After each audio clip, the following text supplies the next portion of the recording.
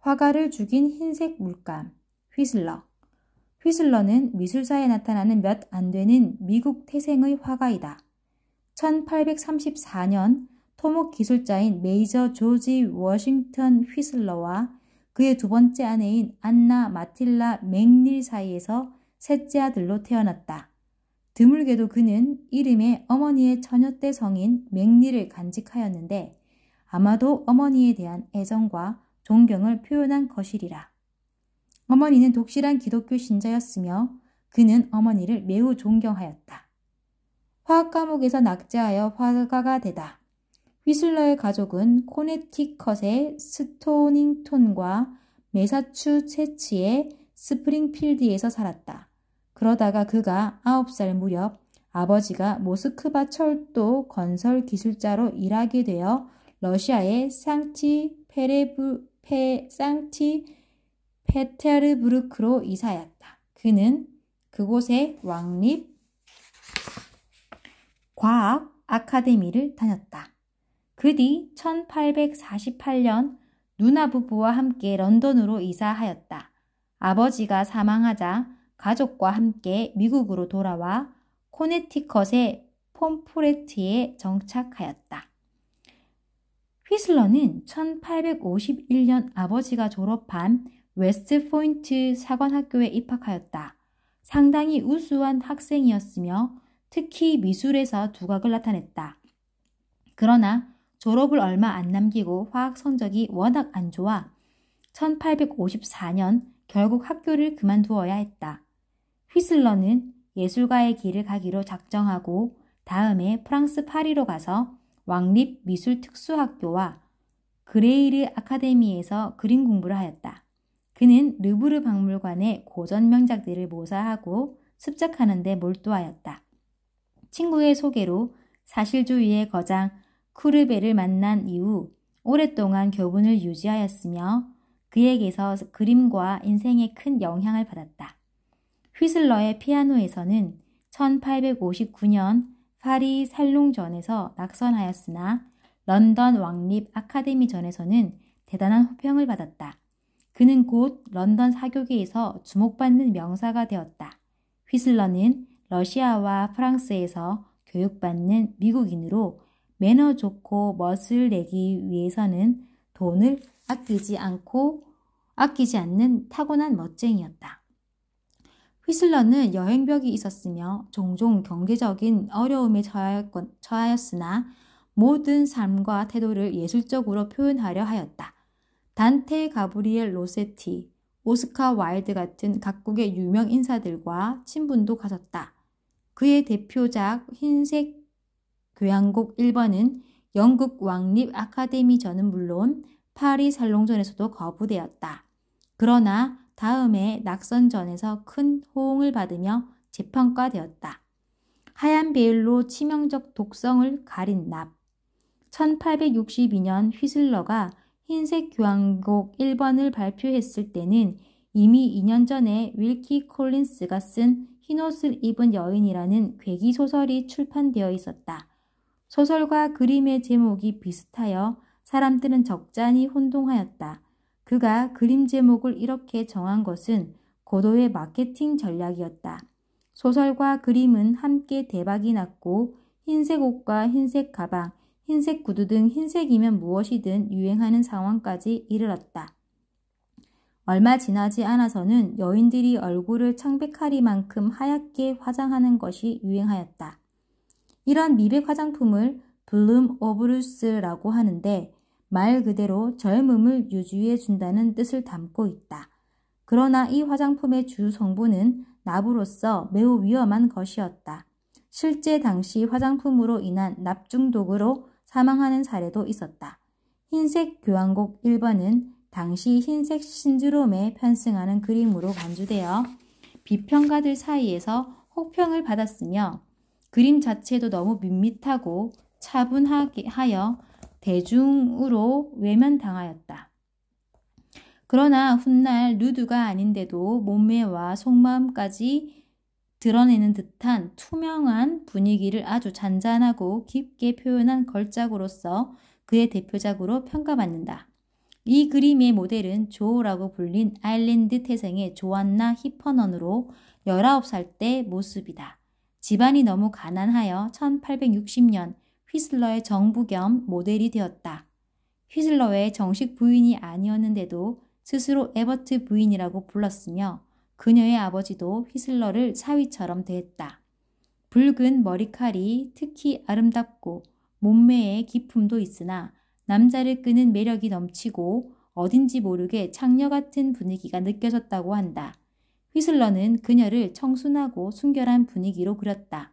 그림 속 여인 발밑에는 사나운 동물의 얼굴이 달린 모피를 그려 넣었는데 그녀에게 내재한 정열과 동물적 야성을 나타내는 듯하다.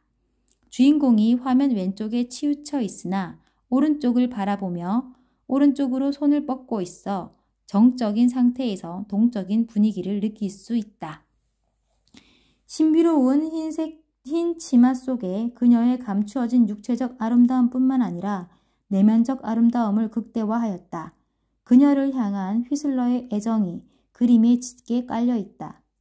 그 시절에는 그림에서 여자는 대개 구조물을 넣어 부풀린 치마를 입었는데 여기서는 당시로 보면 거의 몸매가 그대로 드러나는 옷을 입은 셈이기 때문에 대중들은 천박하다고 보았다. 거울을 보는 조안나는 아주 아름답다. 당시에는 거울이 외면뿐 아니라 내면도 드러낸다고 믿었던 때였다. 그녀는 거울을 바라보는 모습이 특히 아름다웠다고 한다. 이 그림에는 당시 유럽의 일본 붐이 나타난다. 조안나는 일본 부채를 들고 있고 벽난로 위에는 일본 화병이 놓여 있을 뿐 아니라 벚꽃이 장식되어 있다. 휘슬러는 조안나를 모델로 하여 여러 점의 걸작을 남겼다. 흰색 교향곡 2번도 그녀를 모델로 한 그림이다. 휘슬러는 존경하는 선배 화가 쿠르베에게 조안나를 자랑을 곁들여 소개하였는데 쿠르베도 그녀에게 끌렸던 것 같다. 이후에 쿠르베가 발표한 그림에도 조안나를 모델로 한 그림이 몇 점 나온다. 쿠르베의 잠은 두 여자가 나체로 서로 엉켜 잠든 모습을 그린 것이다. 한 여인은 붉은 머리이고 다른 여인은 금발이지만 몸매와 얼굴이 거의 같은 것으로 보아 조안나를 모델로 두 여자를 그린 것으로 여겨진다. 이 그림은 휘슬러가 여행을 간 사이에 그려진 것이다. 휘슬러가 이 사건 이후로 쿠르베와 조안나 사이를 의심하였을 것은 뻔하다. 그 일로 조안나와의 관계에 심각한 금이 갔는지 1869년 휘슬러는 조안나와 헤어지고 루이자 화니 헨슨이라는 새 여인을 맞았다. 루이자는 휘슬러의 아들도 낳았다. 화가의 목숨까지 앗아간 순결의 색. 휘슬러는 흰색, 특히 연백을 즐겨 사용하였다. 연백은 주 성분이 납으로서 황과 반응하면 검은색의 황화납이 된다. 즉 흰색이 검게 변색할 위험이 있다. 흰색 교향곡 1번을 보면 이미 많은 부분에 검은 변색과 손상이 나타난다. 이처럼 연백의 납성분은 사람에게 매우 강한 독성을 가질 뿐 아니라 그림에도 독이 되었다. 안료 중에는 의외로 황을 포함하는 것이 많다. 당시 파란색 중 최고인 울트라마린, 빨간색 중 최고인 버밀리온 등이 황을 포함하였다. 오염된 대기도 황산화물을 포함하였다. 연백은 아마인유를 섞으면 다른 색보다 부착력이 좋아 바탕칠에 애용되었다. 이를 파운데이션 화이트라고 한다. 그러나 그 바탕 위에 울트라마린이나 버밀리온, 카드뮴 옐로 등 황을 포함한 안료를 채색하면 오랜 기간이 지나면 검게 변색하거나 대기 중에 있는 황산화물에 의하여 변색이 일어날 수도 있다. 휘슬러의 대표적 문제작인 검정과 금색의 광상곡도 많이 손상되었다. 이 그림에 대해 영국의 예술 비평가인 존 러스키는 페인트통을 그냥 던져 뿌린 듯이 보인다고 호평하였고 이 평가 때문에 휘슬러는 그림 판매에 영향을 받았다고 하여 재판까지 벌였다. 연백은 다른 이름으로도 불리는데 은처럼 빛이 나는 특성이 있어 실버 화이트 작은 조각처럼 번쩍인다고 하여 플레이크 화이트라고도 한다. 휘슬러는 넓은 면에 이 색을 사용하였기 때문에 그의 그림은 바로 앞에서 감상하면 창백한 빛이 아른거리며 묘한 매력을 발산한다. 그의 이러한 매력을 외면하지 못하고 자기 몸이 납에 중독되어 병들어가는 것도 모르고 아니면 알면서도 연백을 계속 사용하였다. 연백으로 구름을 그리면 햇빛과 갈등하는 빛나는 구름이 아주 훌륭하게 나타난다고 해서 아직도 이 색을 쓰는 화가들이 있다. 휘슬러는 문학과 음악의 추상성을 사랑하여 교향곡이나 광상곡 같은 음악과 관련한 용어를 그림 제목으로 많이 썼다. 또 조화나 정동 같은 고전 덕목을 중요시했다. 그래서 그의 그림에는 이런 단어들이 제목으로 사용되기도 했다. 그의 미학적 신념은 저서 10시의 강의와 적을 만드는 점잖은 예술에 잘 나타나 있다.